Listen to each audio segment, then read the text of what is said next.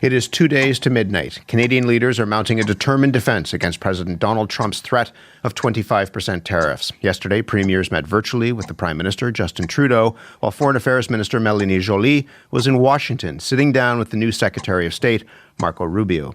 But Mélanie Joly was clear to point out who was not in that room. The ultimate decision maker is President Trump.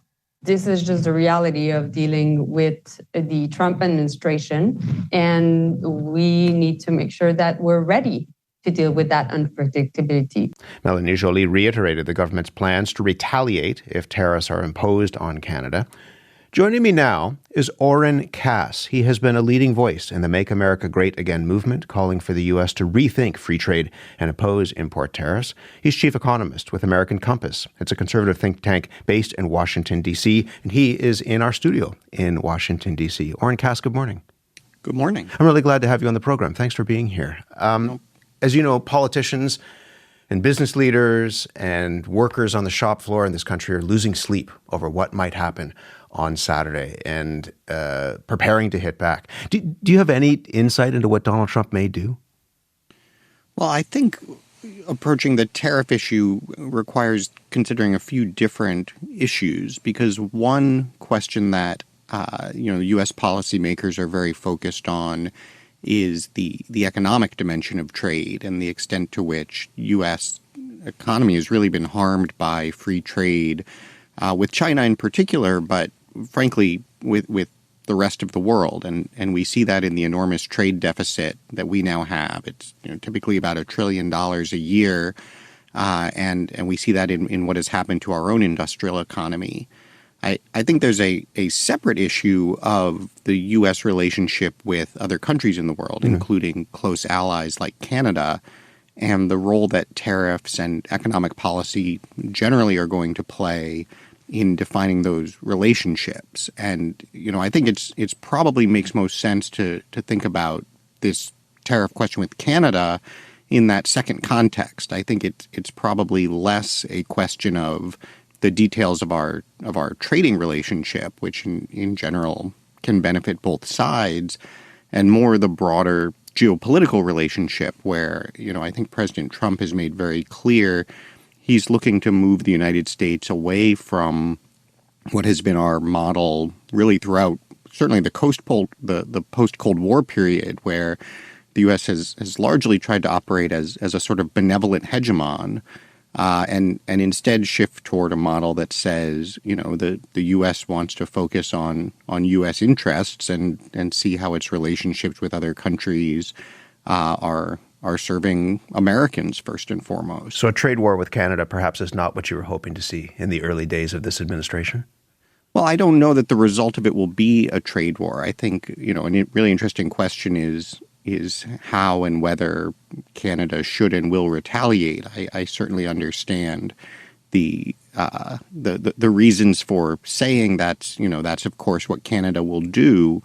But I think the bigger question is, what is the reset of this relationship going to be, and how does the United States want to proceed in shifting away from this model that just says free trade no matter what, to one that says we would like to have a free trading bloc, and it certainly makes sense that Canada should be part of it. But we also want to make sure that it's going to be on the terms that work as well as possible for the United States. Let's walk through how you think this could work, because I mean, in some ways, this is a shift in thinking. You think of the conservative movement and Ronald Reagan, conservative icon championing free trade. Walk me through why you're thinking the U.S., when it comes to free trade, should impose import tariffs to reshape that relationship with the rest of the world. Well, I think Ronald Reagan is actually a terrific place to start, because it's not really true that he was a free trader. In fact, when he left office, the Cato Institute, which is probably the main libertarian group here in Washington, called Reagan the worst protectionist since Herbert Hoover. Reagan certainly supported free markets, but he also recognized how trade, and in that era, trade with Japan in particular, was not necessarily working in U.S. interests. And Reagan pursued a range of very aggressive protectionist actions vis-a-vis Japan that were focused first and foremost on ensuring that domestic industry in the United States remained strong. I think what's happened is that really in the era after Reagan, after the Cold War ended, we moved into this period where, there's a lot of very interesting kind of history on the economic theory, but somehow, the leading economists decided to promote this model of globalization that really wasn't about economics at all. There is no tradition in actual economic theory of believing that you should just do free trade no matter what, and you should just lower your trade barriers and that will definitely be to your benefit. The argument, if you think back to let's welcome China into the global system, for instance, it was really about the so-called liberal world order, the idea that if you allowed free trade, you would help move the whole world toward democracy, toward liberalization and free markets, and that would be to everybody's benefit. And I think that's a very nice story. It also has turned out to be catastrophically wrong. And so I think what you're seeing now is not some kind of abandonment of Ronald Reagan or traditional conservative principles. It is an abandonment of this strange post-Cold War period where, frankly, the U.S. launched a number of very idealistic projects, both at home and around the world, that did not work out at all. And so it's a return to more of a realism, both in foreign policy and in economics. What would tariffs accomplish? Because there are economists who say that this is destructive, that it's lunacy, that it's horrifying. You've said that in some ways they're ignoring the collective benefits of what tariffs could be. What are those benefits? Well, the benefits are that tariffs put a thumb on the scale for domestic production. And it's really important to recognize that those economists who say that this is lunacy and so forth, they literally do not believe that making things matters. Their economic models do not recognize any value to a domestic economy in actually having an industrial base. Any view that has any effect on the quality of jobs available to people, the rate of growth and innovation. And so what they are doing essentially is working from this model that said, for instance, well, let's do free trade with China. And if all of the production moves to China, that's fine. We get more cheap stuff. And they're just continuing to apply that model and saying if that's what you believe, then we should keep doing the same thing. And so within its own logic, if you believe that, then sure, they're right. But if you step back and look at what that has led to, certainly for the U.S., to some degree for a lot of developed countries, the outcomes have been terrible. And so, I think a helpful way of thinking about it is to ask whether you think the free market and free trade without any constraints is producing the best outcome. If you do, then obviously interfering in that would be silly. If you think the outcome we have now is not good, that it has been really harmful to lose our industrial base, to become dependent on countries like China and so forth, then a policy like tariffs that corrects that isn't lunacy at all. It's common sense. Somebody phrased this as make America make things again. Is that fair? Yes, I think that's exactly right. And I think you see in a lot of ways, the term that's in fashion, it's a little bit clunky, but very descriptive is reindustrialization. And the idea that actually across a host of industries, and partly it's actual manufacturing, but it's also natural resources and energy and critical minerals, and actually wanting to have economic strength in those sort of precursors to all of the rest of the prosperity that we then hope to enjoy. Let me ask you about what that would actually mean and what it would look like to shift, because the reality is that the Canadian-U.S. economies are highly integrated. The United States depends a lot on imports from China as well. Jim Stanford is an economist in Canada with the Centre for Future Work. He was on our program earlier this week. Take a listen to what he said. Canada is America's biggest market for exports of goods and services, about $500 billion a year, far more than they sell in China or Mexico or Europe or anywhere else. So that's going to hurt. That's like shooting yourself in one foot. But here's where they shoot themselves in the other foot at the same time.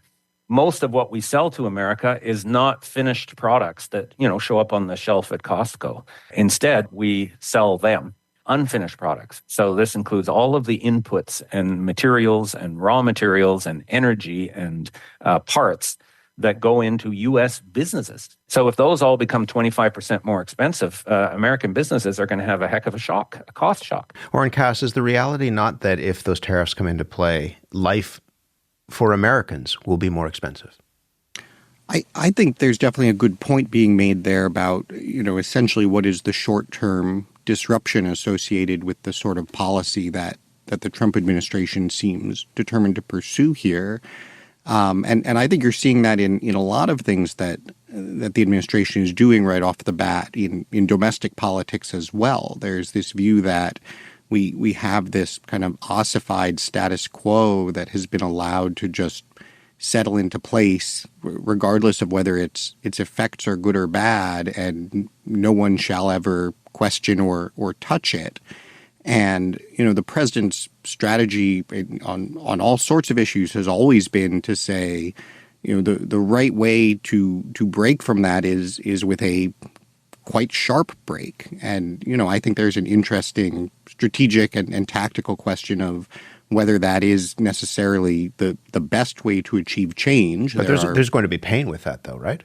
Oh, there's always pain associated with change. And so I think that's exactly the point, is that I think there's a lot of different theories of, okay, what is the best way if you want to achieve dramatic change to actually start down that path? Do you sort of try to very gradually and by small steps turn the ship, or do you start with something much more dramatic that sort of resets the playing field? And in a lot of areas, the Trump administration has shown it's very determined to take that latter course. Do you think Americans will have the stomach for that? I think that's certainly a reasonable question. Trump administration clearly across, all of these issues, whether it's in terms of federal spending, immigration policy, trade policy, thinks the answer is yes. My personal view is there are a lot of situations where dramatic action is quite constructive. There are also a lot of places where I think transition costs and transition time and so forth have to be really taken into consideration. But I think for Canada and everybody in understanding what is going on and trying to anticipate and think about how to react to it, the important thing to understand is that the approach that the Trump administration is taking on all of these dimensions is to say, look, at the broadest level, whether you're talking about how the federal government operates, how the U.S. immigration system has run, how free trade has functioned around the world, the existing system has been a bad one, and they're very determined to move in a very different direction. And so they are aiming to take very dramatic action very quickly on it. How do you think Canadians should think about our relationship with the United States in light of that? I mean, Donald Trump has said, we don't need your stuff. We can just make it here. We'll deal with our own stuff, and we don't need what you're producing. Is America still our closest friend and ally, do you think? I think very likely so. I think for both the U.S. and Canada, there's obviously an enormous amount of benefit in a close friendship and partnership. Even when the U.S. is threatening, the larger partner in this relationship is threatening enormous tariffs that people believe could cripple the economy in this country? Well, I guess I don't know as much about Canada and its, among other things, its options. I think the reality of the situation is that Canada is a much smaller and less powerful in all respects country than the United States, and so with not a lot of other I guess Canada could go try to be in a close relationship with China instead, but frankly, I don't recommend it. And so I think this is exactly where you see this interesting mindset shift where for several decades now, it has just been assumed that the United States is going to operate on the world stage essentially with both of its arms tied behind its back and not operate out of self-interest and instead operate in this magnanimous way that believes that somehow by just promoting this kind of liberal world order, it will ultimately work out best for everybody. And unfortunately, that has not worked out for the United States. And so I think it is important for Canada and certainly, all of NATO, I think, is learning that it has to start thinking about this differently, to think about the United States that is going to pursue its own interests first. I think you can still be a very good friend and ally with a country that's pursuing its own interests first, but you have to recognize and respect what those interests are and think about a relationship that proceeds accordingly. We're almost out of time. Let me just ask you two things quickly. One is, and this speaks to what you're just talking about, does it serve American interests if its neighbors and friends are economically crippled by its actions? Oh, no, I don't think so. I think the U.S. is certainly in better shape if its neighbors and the economies that it is engaging with are strong ones as well. And yet America First suggests that you have to look out for your own interests above those other interests. Well, I guess I don't see those things in conflict. Yeah. I mean, you obviously always are going to have a number of different factors to consider. The point of what I'm describing is not that the United States would be in the best shape if it crippled everybody else around it. If in calculating what is in the best interest of the United States, the question is how to be operating within a system that has healthy, strong partners around it, but that are operating in relationship to one another in a way that, at the end of the day, leads to the best outcome for the United States. Just briefly and finally, if you were to offer a word of advice to the Canadian politicians, as I say, who are losing sleep right now, about how to respond. I mean, part of it is they're looking at tit-for-tat responses, that there could be equal tariffs imposed on the United States if these tariffs come into play. What word of advice would you give?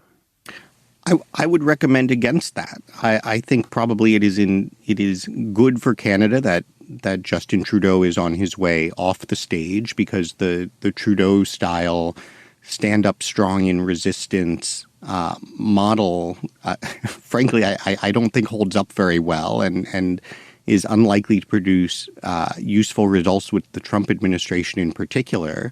I think it's really important probably for, U.S. allies, whether it is Canada, whether it is other countries in NATO, to pause for a minute and recognize the extent to which a lot of foreign policy has been conducted on the assumption that the U.S. is going to take it upon itself to bear burdens for everybody else, and recognize that is not the starting point for U.S. policy anymore. And so ask, what is the best way to engage with and work with the United States? That, obviously for Canada, the question is that's in Canada's best interest. But I would suggest humbly that what is in the best interest of Canada vis-a-vis the United States is to find a way to get along with the United States. And will that be harder than it used to be? Yes, probably. But I think that is still ultimately something that's very much in Canada's interest. I'm really glad to have the chance to talk to you, and I hope we speak again. This is not the end of this conversation, certainly. Oren, thank you very much. No, my pleasure. Thanks for having me. Oren Cass is chief economist with American Compass. It's a conservative think tank in Washington, D.C., also the author of The Once and Future Worker, A Vision for the Renewal of Work in America. He also publishes a newsletter called Understanding America. As I mentioned, many Canadians are worried about what these tariffs are going to mean for our economy and our wallets. Many Americans are also watching the clock tick toward the 1st of February. Kevin Moyer is the owner and president of two businesses, Vermont Frames and Foam Laminates of Vermont. He relies on importing Canadian lumber for his business. He's in Starksboro, Vermont, about 20 miles south of Burlington, Vermont. Kevin, good morning to you. Good morning. How are you today? I'm okay. How are you doing? I mean, what impact would these tariffs immediately have on your business? Yeah, I generally agree with a lot of what Oren just said, but I'd point out that America spent decades after World War II having learned some very painful lessons in the lead up to the Great Depression in the 1930s that tit-for-tat tariffs lead to ruin and sorrow for everybody. And we put a lot of time and effort into rebuilding a free and fair trade system that has led to a lot of prosperity for everybody. So I guess point one is free trade is good. point to is tariffs are bad. I certainly buy a lot of Douglas fir out of Canada. It's a great timber. We love to use it, and we love our Canadian partners. And if those prices have to go up 25%, that's going to be a pretty immediate and painful experience for everybody. What is that experience going to look like in your shop or shops? Yeah, at the end of the day, what we're selling is a timber frame for a home or a barn. And if that has to get more expensive to the tune of a 25% tariff, I cannot absorb that. So that's going to have to get passed on, and we will just do less business. There will be less growth in America. I won't be able to hire more timber framers, and we will do fewer projects, and everyone loses, right? You can't just take prices up forever. There's a limit to people's ability and willingness to pay. Are you losing sleep over this? Yeah, I definitely am. I don't want to see us forget the lessons of history and walk back down this path where we start tit for tat tariffs. But I'd also point out to your earlier question that for Canadian policymakers, it's not like they have no options or no levers to pull. The Canadian government does heavily subsidize the softwood lumber industry in Canada with below market rate harvest fees off of your public lands. And so if you're looking for something to put on the table to get the American administration's attention that you're serious about avoiding tariffs, that's where I would start. You know, it's interesting. The president said the United States doesn't need our lumber, that they're a forest in the U.S. And he talked about cutting those trees down, and perhaps those trees would end up being milled. And you kind of laugh when I say that, but I wonder whether I sigh. I don't want to do that. Okay. Yeah. No, But I mean, go look at Oregon. They just locked up. They just banned logging in a whole bunch of Douglas fir forests in Oregon for environmental reasons. So we're handcuffing ourselves here in America. Yes, I could get Douglas fir out of Washington State. It would probably be more expensive, and therefore our prices would go up. It just serves nobody's interest. It serves nobody's interest. Yeah, I mean, I don't need to get Canadian timber. I can get it somewhere else, but I like my partnerships there. I like the pricing. I like the quality of the material. So it's just, we're, as I think you said earlier, we're shooting ourselves in the foot here. Let me play something for you. This is from Donald Trump's nominee for the Secretary of Housing and Urban Development. Scott Turner is his name. His confirmation hearing was earlier in the month. Here he is speaking with the Democratic Senator, Chris Van Hollen. Would you agree that it would make housing more unaffordable if we further increased tariffs on lumber? Well, you know, that's the president's job, and I know he's going to do everything he can to bring costs down. No, I mean, this is sort of math. I'm just asking you, there are lots of factors here, but would you agree that if you increase the tariffs on lumber, which is a major input to the cost of housing, that increases the cost of housing? Well, I think there's a lot of increase to the cost of housing. I don't want to get into the tariffs conversation because obviously that is not my job. That's the president, and your job is Congress. You're in the business of building. What goes through your mind when you hear that exchange? Yeah, housing in America is already unaffordable, and it's going to get less affordable as we do this. I completely agree with the senator there. This is stupid. If you take the price of raw materials up that goes into housing gets more expensive, and fewer Americans will be able to buy houses. We will build fewer houses, and there will be bigger prices on the ones we do build. And so if you were able to dial up Donald Trump and talk to him about this, again, the clock is ticking. 1st of February, maybe when these tariffs come, there's talk of them perhaps coming in April as well. He thinks they're good for America. He thinks they would be good for Americans. What would you say to him? I'd say I understand where he's coming from. My grandparents were in Binghamton, New York. You drive through parts of upstate New York, you drive through Gary, Indiana, and you see American cities and towns that have been gutted by free trade that wasn't reciprocated from the other side, and manufacturing going overseas. And I think by and large, the American people are exhausted and exasperated with politicians who cram free trade down their throats with no consideration for the millions of Americans who are going to lose their jobs. So I think you've got a very exasperated and frustrated American people who are supporting Donald Trump in this regard. But I think it is short-sighted and self-defeating to pursue tariffs as the solution here. The solution is knock down subsidies, get government hand. I think somebody said earlier, put a thumb on the scale. I want the Canadian government and the American government to take their thumbs off the scale and allow private business to compete. I love Canadian people. I think they're hardworking and smart, and I have a lot of faith that they can compete and win in a free and fair market without government support. And the same applies to Americans. I'm really glad to have the chance to talk to you, and I wish you the best of luck. Kevin, thank you very much for talking to us. Hey, thanks for having me. Kevin Moyer is the owner and president of Vermont Frames. He's in Starkborough, Vermont.